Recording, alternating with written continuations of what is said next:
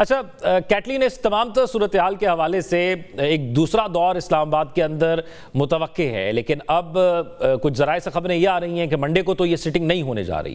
سو آپ کے سورسز کیا کہہ رہے ہیں کہ یہ جو اسلام آباد ٹاکس کی نیکسٹ سٹنگ کب ہے اور کون اس میں شرکت کر سکتا ہے یو ایس اے سے؟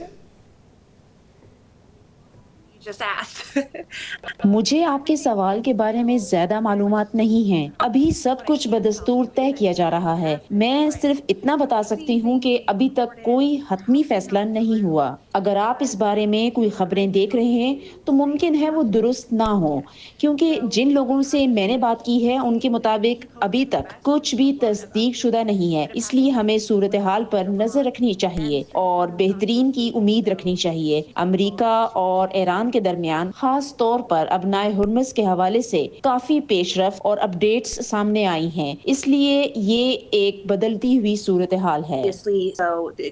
اچھا کیٹلین، کیونکہ اس سے قبل آپ نے ایک سوشل میڈیا پوسٹ کے اندر بتایا تھا اور بعد میں کچھ انٹرویوز کے اندر بھی کہ آپ اسلام آباد سے واپس جانے لگی تھی، پھر ڈونلڈ ٹرمپ سے آپ کا رابطہ ہوا اور آپ نے جب ان سے پوچھا کہ کیا واپس آ جائیں تو انہوں نے کہا کہ نہیں، 2 سے 3 دن انتظار کر جائیں، کوئی بڑی ڈیولپمنٹ آنے والی ہے.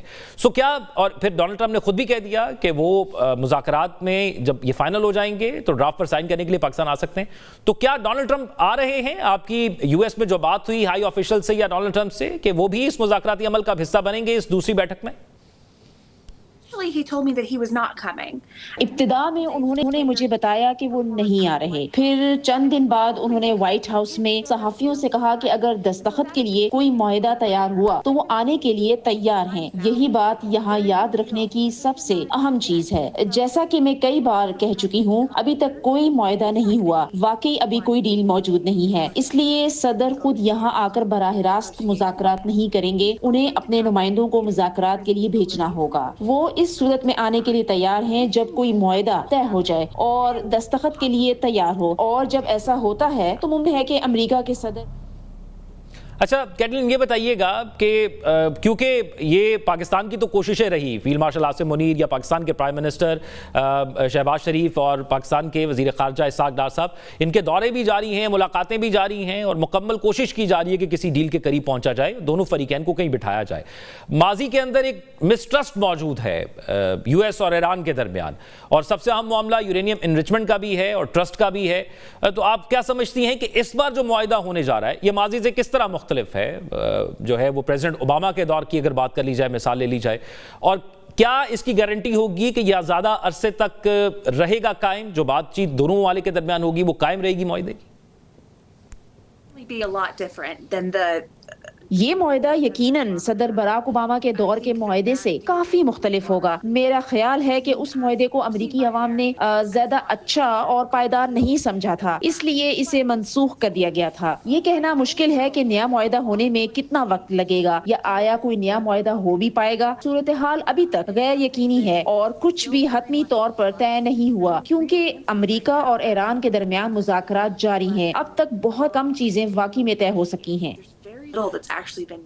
اچھا کیٹلین، ایک بات جو بہت زیادہ ڈسکس ہو رہی ہے وہ یہ ہے کہ یہ جو وار تھی یہ تو اسرائیل کی وار تھی اور اس کو انگیج یو ایس کو کیا گیا، اور پھر اس پر بہت زیادہ بات یہ بھی ہوئی کہ دونوں کے تعلقات کے اندر شاید جو ہے وہ دوریاں قائم ہوتی بھی نظر آ رہی ہیں. جیسے سینٹ کے اندر یا مختلف جگہ جو قراردادیں پیش ہوئی اسرائیل کے خلاف، یقینی طور پر وہ کامیاب تو نہیں ہوئی لیکن قرارداد پیش ہونا ایک بڑی خبر تھی. اور پھر یہ بھی کہا گیا کہ مس لیڈ کیا گیا نیتن یاہو کی جانب سے امریکہ کو اور اس وار کے اندر انگیج کر دیا گیا.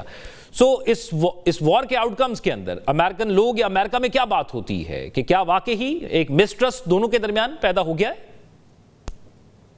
آپ جانتے ہیں میں دراصل ثقافت اور امریکی عوام رائے پر رپورٹنگ نہیں کرتی، اس لیے میں اس بارے میں زیادہ کچھ نہیں کہہ سکتی، معذرت.